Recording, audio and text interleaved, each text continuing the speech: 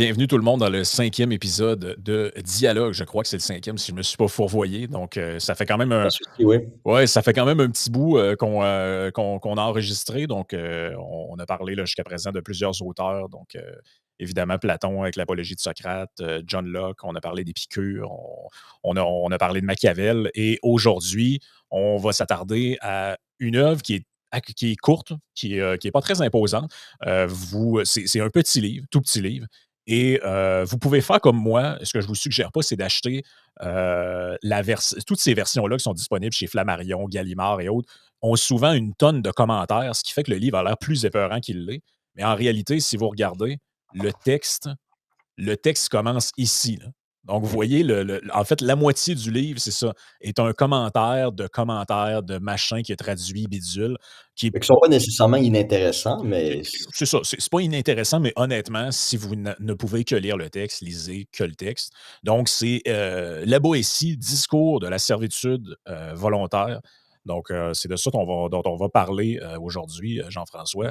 Peut-être quelques mots brièvement pour présenter l'auteur. Je pense que c'est tout le temps quand même important. Donc, La Boétie, né en 1530, mort en 1563. Donc, c'est quelqu'un qui n'a pas une très longue vie.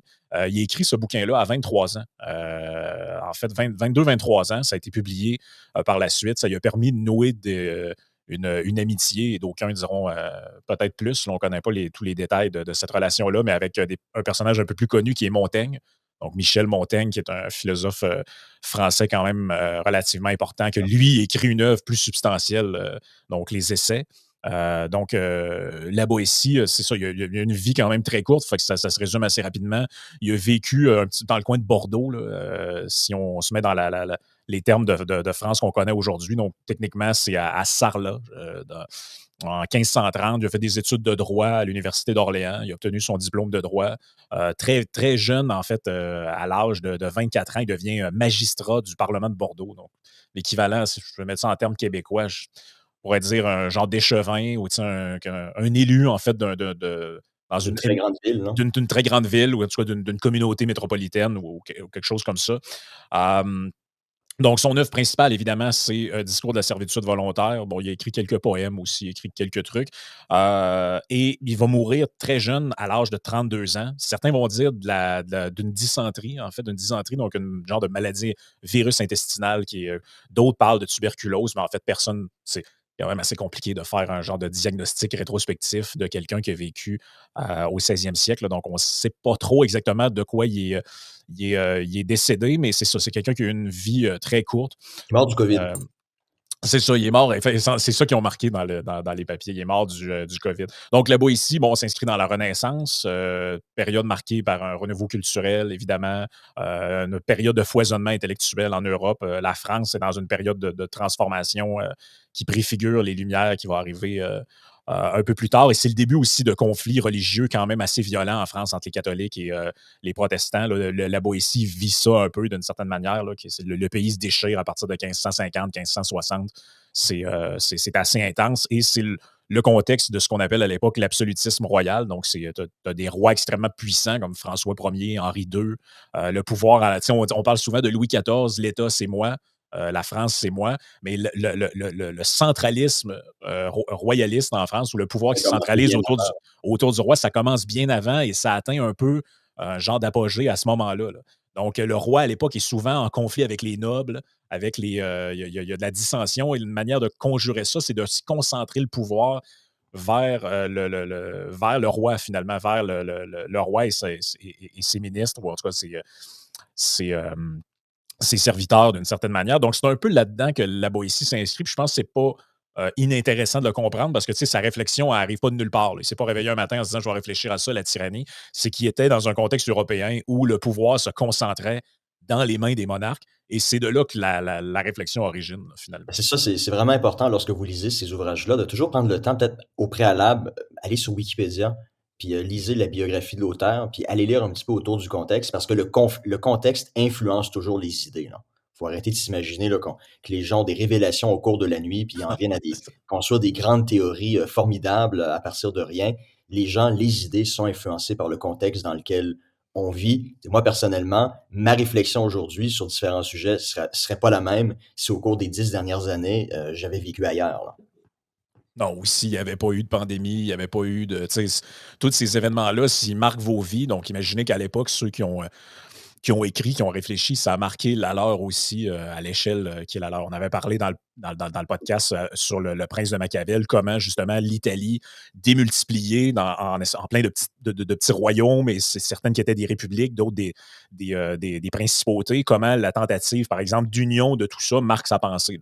Puis c'est le Heu, fait aussi pourquoi il y a une conception tellement réaliste de la vie politique. On l'a expliqué, Machiavel a passé toute sa carrière comme haut fonctionnaire. Il a côtoyé les princes, les rois, des coups de poignard dans le dos, là. Il en a vu pendant toute sa vie, là. Donc lui, quand est venu le temps d'écrire sa réflexion sur la vie politique, évidemment, il n'y avait pas une conception idéaliste, utopique de la vie politique. Sa vision était influencée par ce qu'il avait vécu, ce qu'il avait vu pendant toute sa carrière de haut fonctionnaire. Absolument. Ce qui est drôle avec, la Boétie, avant de rentrer peut-être plus dans le détail du texte, c'est que, comme plusieurs penseurs, je dirais peut-être d'autres qu'on abordera peut-être au fil du temps, notamment, Henry David Thoreau, la Boétie fait partie de ces auteurs qui sont repris finalement un peu par tout le monde. C'est-à-dire que autant des gens comme nous peuvent parler, de ces auteurs-là, autant des gens complètement à l'opposé vont en parler pour en dire également du bien. À tel point qu'en France, en 2019, a ouvert un institut qui s'appelle l'Institut La Boétie. Et le président fondateur n'est nul autre qu'un certain monsieur Jean-Luc Mélenchon. Et on nous dit que c'est un think tank créé en 2019 par Bernard Pignerol. Et il est affilié officiellement au parti politique français La France Insoumise. Donc, se veut un espèce de think tank des, euh, des futurs cadres de la gauche radicale française. Donc, vous comprendrez qu'en réalité, euh, j'ai du mal à comprendre comment on peut récupérer l'auteur pour en faire un espèce de précurseur de ce genre de mouvance-là, alors que si vous lisez un peu la structure, puis je ne vais pas parler trop de politique, là, mais si vous relisez un peu sur la structure de la France insoumise, de comment ça s'est passé, on est loin d'être dans un processus laboétien. Là. C'est très concentré autour de la figure de Mélenchon, c'est très autoritaire, c'est très vertical. Oui, On les gens est sont pas élus. Les cadres sont pas élus. C'est le seul parti politique en France où les cadres sont pas élus. Absolument. C'est tout Donc, dire. mais n'empêche que la raison pour laquelle il est entre autres repris par les gens plus à gauche, les mouvances de gauche, c'est que en fait, c'est un peu le père, ou en tout cas, on lui prête un peu la paternité de ce qu'on appelle la désobéissance civile. Donc, qui est un concept en politique, en sciences politiques, qui a une résonance quand même assez grande. Et pourquoi? Parce que là-bas, ici, en fait, c'est un des premiers. Puis c'est toujours, ça, c'est toujours une aventure un peu risquée de dire le premier qui a dit telle affaire. Là, tu trouves toujours quelqu'un 50 ans plus tôt ou 100 ans plus tôt qui le dit. Mais ce que l'histoire retient, c'est que c'est un des premiers, sinon le premier, à avoir mis de l'avant l'idée que les systèmes de soumission d'ordre vertical, tels que les tyrannies, les monarchies, les empires, n'existent pas par la révélation divine de Dieu. Là. Donc, dans le fond, le monarque qui est là tient son autorité de droit divin, mais elle existe et surtout Par notre perdure volonté. par la soumission de ceux qui y sont assujettis. Il y a même une phrase assez intéressante pour ça. Je l'ai quelque part ici.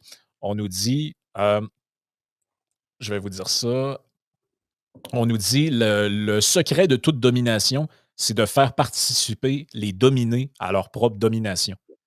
Donc, et c'est sur ça que sa réflexion va se poser. Donc, en gros, là-bas, ici, s'interroge. C'est la prémisse de son C'est livre. ça, c'est la prémisse. Donc, l'argument central, c'est quoi l'argument central ou la thèse principale?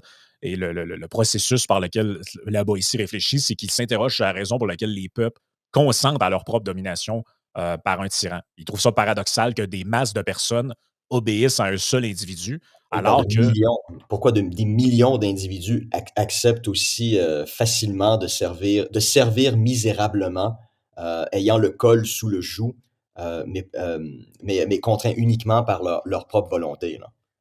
absolument. Ben écoute, il y a une phrase, il y a un petit passage que je me permets de lire parce qu'il est assez révélateur du propos de la Boétie. Il dit la seule liberté des hommes, la seule liberté, les hommes ne la désirent point. Non pour autre raison, ce semble sinon que s'ils la désiraient, ils l'auraient, comme s'ils refusaient de faire ce bel laquais seulement parce qu'il est trop aisé. Pauvre et misérable peuple insensé, nation opiniâtre en votre mal et aveugle en votre bien, vous vous laissez emporter devant vous le plus beau et le plus clair de votre revenu, piller vos champs, voler vos maisons et dépouiller de vos biens et meubles anciens. Vous vivez de sorte que vous ne pouvez vanter que rien soit à vous, et semblerait que, messieurs, ce vous serait grand tort de tenir à ferme vos biens, vos familles et vos vies. Et tout ce dégât, ce malheur, cette ruine, vous vient non pas des ennemis, mais certes, oui, bien de l'ennemi et de celui que vous faites si grand qu'il est, pour lequel vous allez si courageusement à la guerre. Donc, c'est écrit un peu en vieux français, vous l'aurez compris. Il y a sûrement des traductions peut-être un petit peu plus modernes qui ont été faites. Mais en gros, ce qu'il dit, c'est incroyable de constater que finalement, les hommes sont prêts à aller, ont le courage d'aller mourir à la guerre pour le tyran, Mmh. de s'enrôler dans l'armée, mais pas de se révolter contre lui. Non, et puis quand ils vont aller mourir pour le tyran à la guerre, ils vont faire ça fleur au fusil, là, en chantant puis, en chantant gaiement, là. Puis on le voit encore aujourd'hui, hein. C'est la même chose, que ce soit en Russie, en Ukraine, le volontariat, est très fort, là. Il y a pas besoin d'imposer la conscription, à grande échelle pour que les gens acceptent, là, d'aller, donner leur vie pour des pays, ou Oui. pour un concept comme la nation, par exemple, là. Mais, Oui, tout à fait. Et il dit, en fait, je pense un truc important qui est à noter là-dessus, le titre, Discours de la servitude volontaire. Pourquoi c'est important d'insister là-dessus? Parce mmh, qu'il le dit lui-même dans son texte, en fait, il faut distinguer la servitude volontaire de la servitude imposée par la force. Donc, la servitude volontaire, c'est celle où les gens choisissent de se soumettre, soit par habitude, coutume, si on veut, on y reviendra à ça, ouais, igno- ignorance ou manipulation aussi. Donc, parce qu'il le dit, tu sais, en fait, il y a différentes formes de tyrannie. Donc, la tyrannie peut être, peut avoir toujours été un grand mot, mais peut avoir un peu toujours été là. C'est-à-dire, vous êtes dans un endroit qui est une monarchie héréditaire qui est comme ça depuis toujours. Là, on pourrait penser au cas de la France, par exemple, où il est, où, bon, depuis le baptême de Clovis, finalement, et probablement avant, c'est une monarchie qui a vécu des changements un peu, mais finalement, il y a un dirigeant autoritaire qui est là et qui est là depuis des générations et des temps immémoriaux. Et il dit, ben, tu as aussi ceux qui exercent la tyrannie par la force. On peut penser, par exemple, aux conquêtes d'Alexandre le Grand ou de Jules César. Donc, tu arrives sur un territoire, tu le conquéris et ça, tu deviens de facto l'empereur ou le roi de la place. Et là, les gens n'ont pas le choix de se soumettre non, c'est parce que ça. tu les as soumis par la force. C'est ça, faut faire la distinction entre la servitude involontaire, donc c'est ça, si quelqu'un débarque chez vous, te met un fusil sur la tête puis il dit: «Tu vas faire ci, tu vas faire ça, sinon je te tue», bon, on s'entend que si tu le fais, on peut pas appeler ça une servitude volontaire, là. Tu as simplement pas le choix. Ce qu'il décrit, en fait, ce serait l'immense majorité des cas de tyrannie dans le monde. Tu sais, des cas de tyrannie involontaire, on pourrait parler de la Corée du Nord, par exemple, ou de l'Allemagne nazie, là. Mais ça, dans le monde des tyrannies, ça demeure des exceptions parce que dans toutes les dictatures du monde, même, on le voit aussi dans certaines démocraties libérales, l'immense majorité des cas de servitude sont volontaires. Les gens n'ont pas besoin de se faire mettre un fusil sur la tête, de se faire menacer explicitement d'aller se faire torturer ou exécuter ou envoyer au goulag Mhm. pour se soumettre à des dirigeants politiques, là. Puis c'est pour ça qu'il faut faire cette distinction-là, là, parce que, encore une fois, de toutes les tyrannies, 90% des tyrannies, au final, sont peut-être beaucoup plus volontaires qu'involontaires. Puis lorsqu'on qu'on discute de cette chose-là, ben, ça permet aussi de voir que les barrières entre les dictatures et certaines démocraties sont beaucoup moins étanches qu'on pourrait le penser, là. Ah oui, absolument. Et il dit à un moment, ah ben, en fait, son point soulève, puis il l'exprime pas dans ces termes-là, là, mais ça, là, c'est moi qui le paraphrase. Mais en fait, lui, ce qu'il met de l'avant, d'une certaine façon, avec son propos, c'est la responsabilité collective de la majorité ou le peuple dans sa propre soumission ou dans sa propre domination par le tyran. En ce sens que, justement, il dit la tyrannie, elle ne peut pas perdurer sans la complicité active ou passive des masses.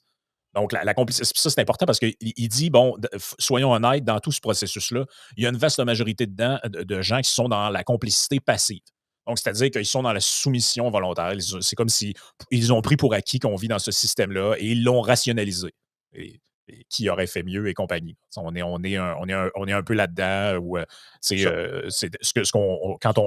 Plein de justifications pour se dire: «Bah, ça pourrait être pire ailleurs. Au final, on n'est pas si mal servi, mes intérêts personnels, C'est ça. malgré tout, je suis en mesure de m'épanouir».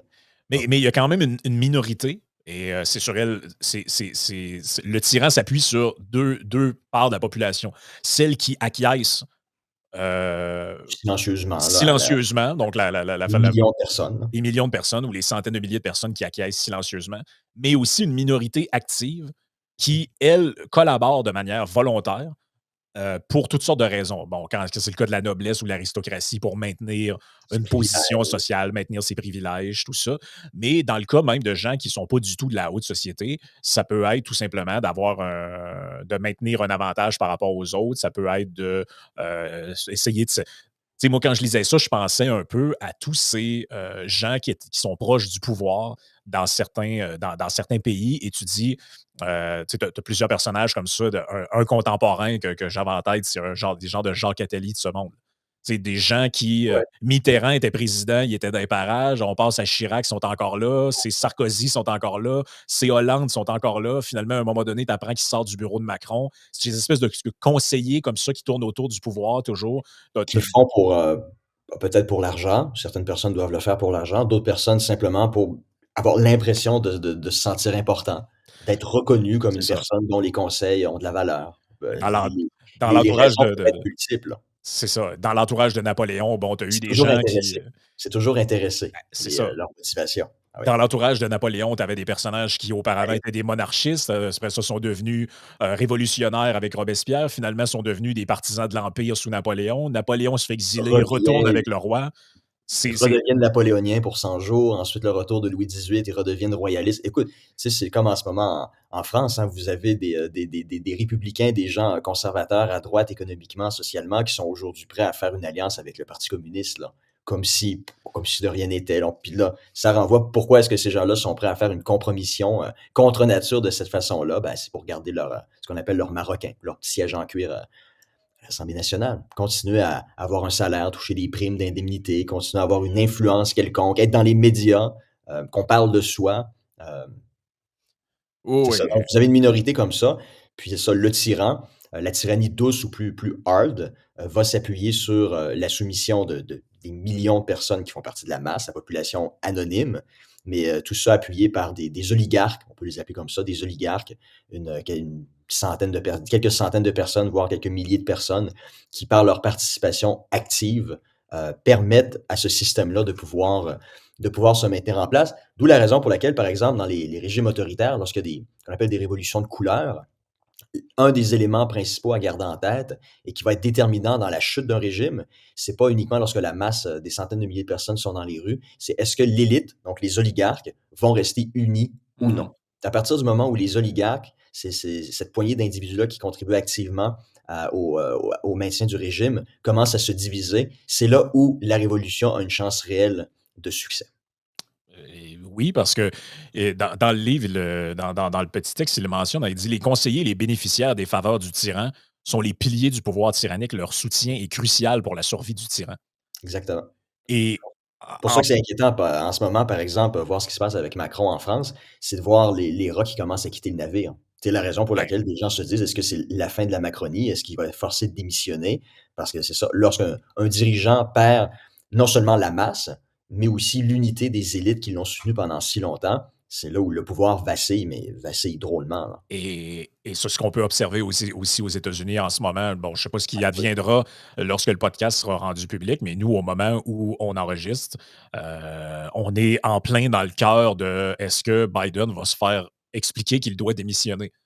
Donc là, il semble installé, complètement, sûr de son poste. Il est élu, ben, il est en voie de recueillir au-dessus de 86 ou 87 des, délégués à la convention, des votes pour la convention démocrate. Il a largement les voix pour être investi comme le candidat. Oups, arrive un débat catastrophique et qu'est-ce qu'on voit? Un élu du Texas, qui appelle ouvertement à sa démission. Nancy Pelosi qui se fait plus ou moins clair sur ce qui est le chemin à faire. Obama sort publiquement pour le backer tout en sachant que derrière les portes closes, il fait un peu la Les promotion de micro-manœuvres. c'est ça, Ah oui. des espèces de micro-manœuvres. Donc, c'est là que ça nous dit que finalement, même quelqu'un qui réussit à asseoir sa domination et convaincre tout le monde de cacher tout ce qui le concerne pendant des années peut finalement devenir, l'espace d'un claquement de doigts, un colosse au pied d'argile. Ouais, Et là, puis on voit aussi la minorité de gens dont on parlait, les délégués du Parti démocrate, qui ultimement vont prendre la décision de la personne qui va être leur candidat. C'est quoi? C'est 3000 personnes à peu près? Je pense que c'est ouais, 3000, un petit peu plus que ça. aux alentours de ça. Donc, c'est une poignée d'individus en réalité sur lequel lequel le pouvoir véritable du prince, du leader, s'appuie, là. Donc Oh ça n'a oui. rien changé. La Boétie décrivait ça au 16e siècle et puis le système est resté le même, 500 ans plus tard, là. Oui et Dans la politique, hein. tu sais, il le dit pas explicitement comme ça, mais il avoue que le tyran doit faire usage de bonne propagande Mmh. pour maintenir les rangs et là, il dit, ben, les tyrans, dans le fond, ils doivent utiliser la manipulation, la propagande, la distribution de faveurs pour maintenir leur pouvoir. Ils divisent pour régner, favorisant certains pour obtenir leur soutien tout en maintenant les autres dans la peur. Et là, il dit, par exemple, le tyran peut organiser des spectacles, distribuer des biens, manipuler l'opinion publique pour distraire et contrôler la population. Et ça, c'est intéressant parce qu'il dit, le tyran, en fait, pour se maintenir au pouvoir, doit être assez habile pour savoir à qui s'adresse. Dans le fond, ceux qui collaborent passivement, tu ne dois pas les manipuler de la même façon que ceux qui Exactement. collaborent activement. C'est la même chose que Machiavel disait, maintenir l'unité entre les petits, le peuple, et les grands va exiger des méthodes qui vont être différentes. Donc pour le peuple, on doit les satisfaire d'une façon X, puis pour satisfaire l'élite, on doit leur plaire de manière Y. Il faut pas que la manière X vienne à l'encontre de la manière Y ou vice-versa, là. Donc la manœuvre politique, la gouvernance politique, c'est un jeu d'équilibre qui est extrêmement difficile, à maintenir. Ben oui, parce que, par exemple, la Boétie sûrement dirait un peu la même chose, mais on se souvient que Machiavel disait que, ben, par exemple, en particulier quand tu es dans un territoire conquis, donc là où la Boétie dirait que la tyrannie s'est appliquée par la force, ben quand même, il y a toujours un risque que les gens se révoltent contre la Mmh. tyrannie. Donc, tu dois préserver toujours l'apparence de justice ou l'impression de justice pour que les gens, finalement, se disent ouais, c'est On arrivé peut par se la lire. c'est arrivé par la force, mais quand même, c'est quelqu'un de vertu, c'est quelqu'un qui est bien.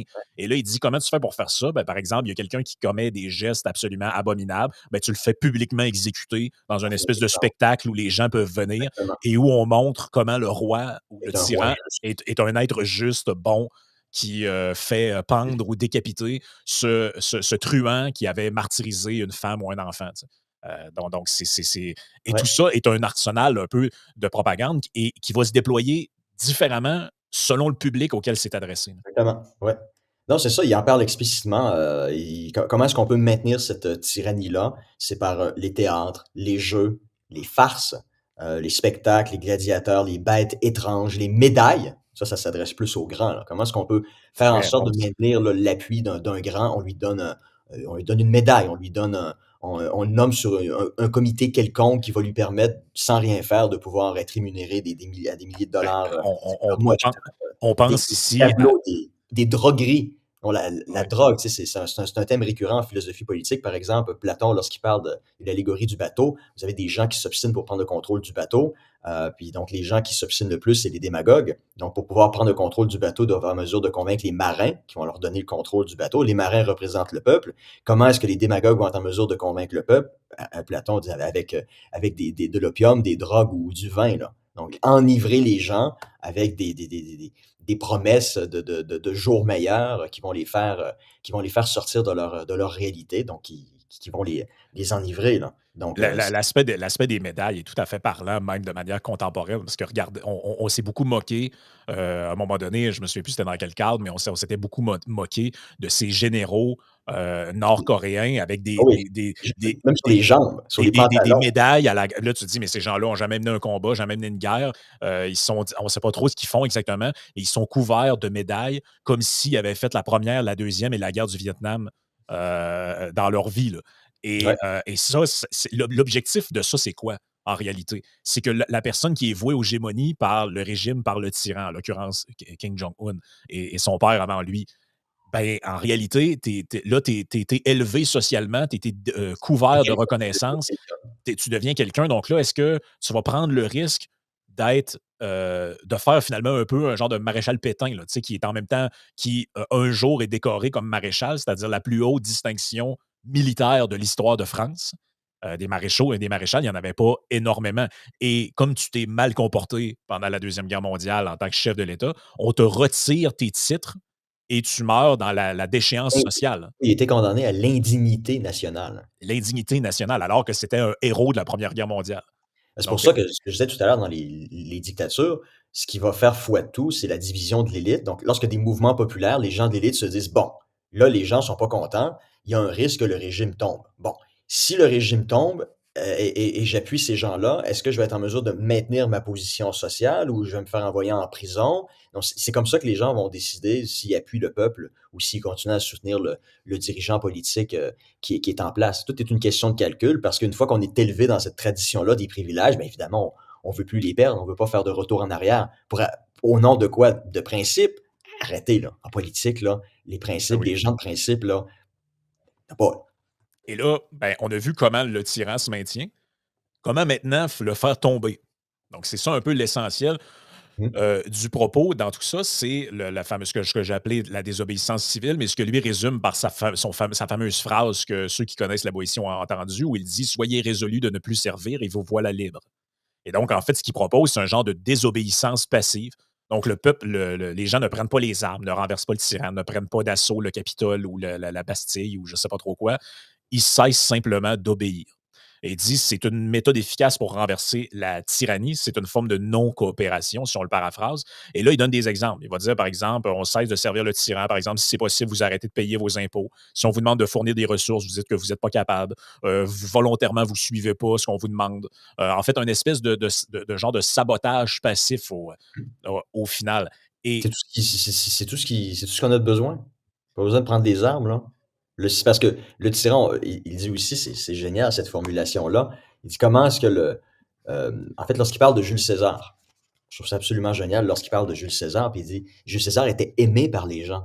Puis il dit: «C'est ça qui est le plus pernicieux, c'est que les gens, ils vivaient dans une servitude, mais ils adoraient leur maître». Puis à un moment, Mhm. même après sa mort, il voulait lui élever des statues, des monuments. Puis pourquoi est-ce que les gens l'aimaient autant? C'est simplement parce qu'il faisait preuve de largesse à l'égard du peuple. Il organisait des fêtes, il leur donnait du pain, du vin, puis les gens étaient reconnaissants pour ça, sans se rendre compte qu'en réalité, ces largesses-là, c'est le peuple lui-même qui les payait avec ses taxes et ses impôts.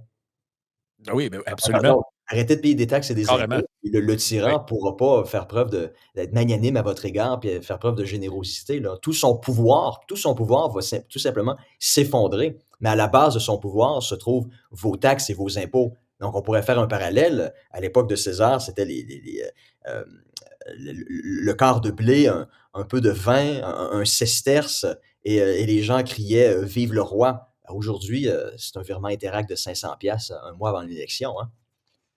Ah oui, et le parallèle que en fait, un des trucs qui m'a le plus frappé en lisant ça, c'est que j'arrêtais pas de penser, c'est une des raisons pour lesquelles je voulais parler de la Boétie aussi, puis qu'on en discute ensemble, c'est ces fameux: «Bon là, je suis d'accord avec toi, mais parle-en pas et tu ne me connais pas».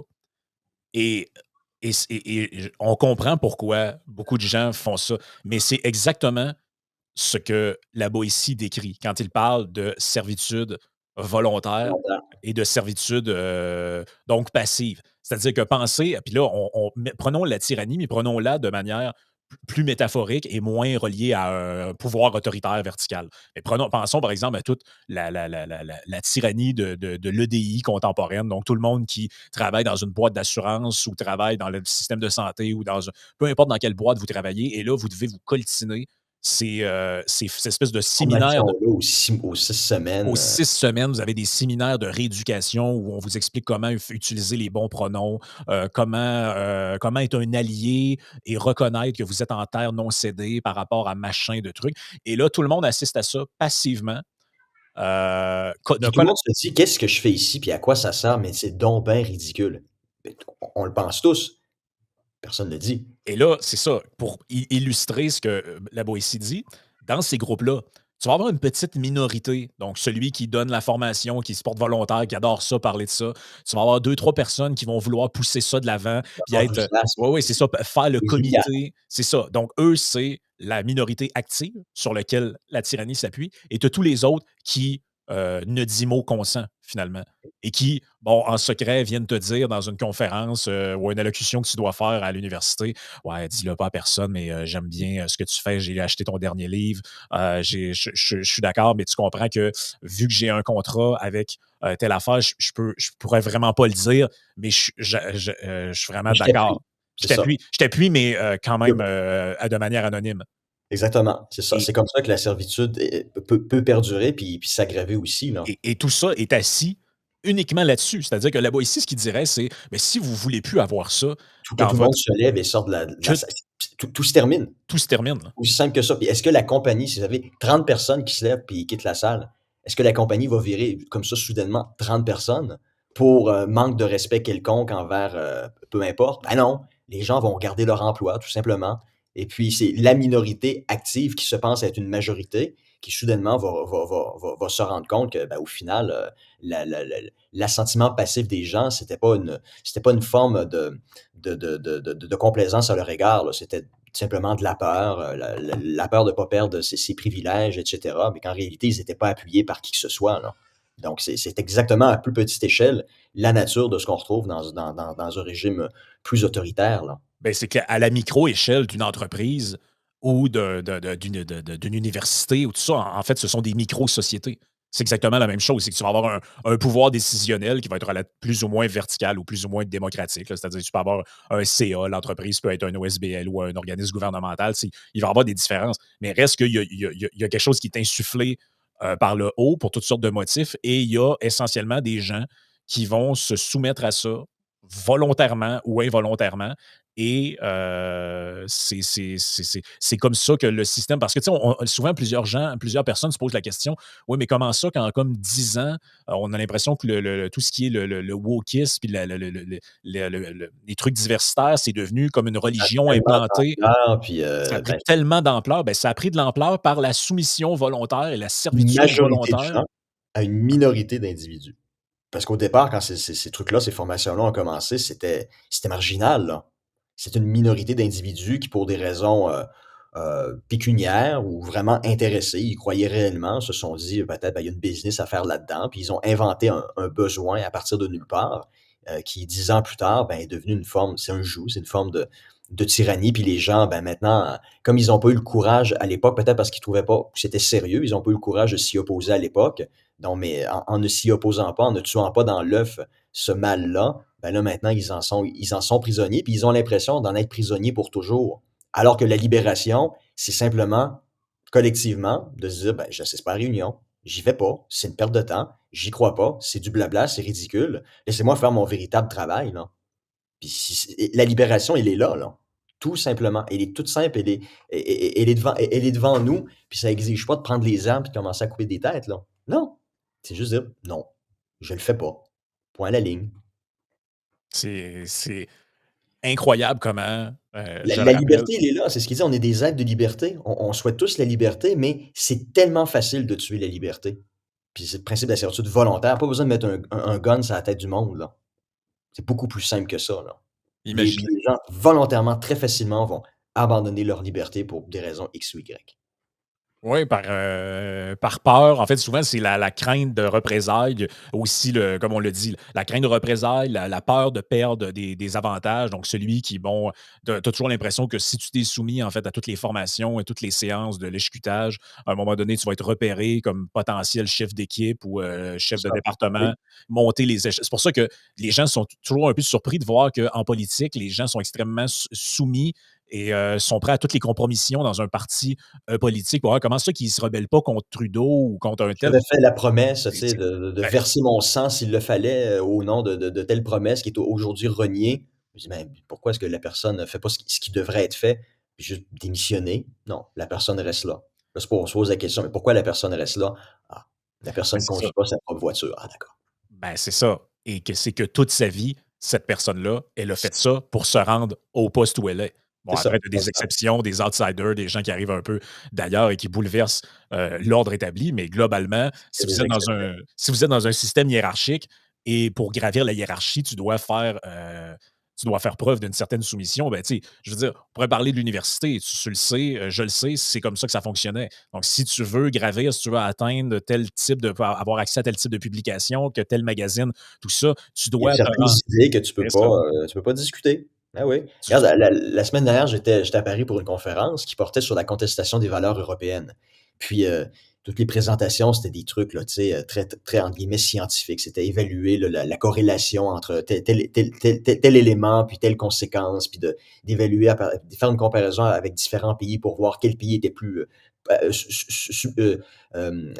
populiste qu'un autre. Donc, c'est bon, c'est des approches comme ça qui étaient très scientifiques. Moi, je débarque puis je dis: «Bon, ben, voici ce qui se passe». Je dis: «La guerre en Ukraine, c'est la pointe de l'iceberg. En réalité, il y a un second front, un front économique. La Russie, la Chine, lentement mais sûrement, sont en train de s'approprier des ressources stratégiques qui, à plus ou moins brève échéance, vont asphyxier économiquement l'Europe et l'Occident. Puis tout ça, ben, en grande partie, ça se fait à cause du caractère. L'Occident est perçu comme une puissance coloniale en Afrique notamment, parce que lorsqu'on débarque lorsqu'on lie notre aide internationale avec la promotion de certaines valeurs dites progressistes, ben, ça a un effet repoussoir pour ces populations-là.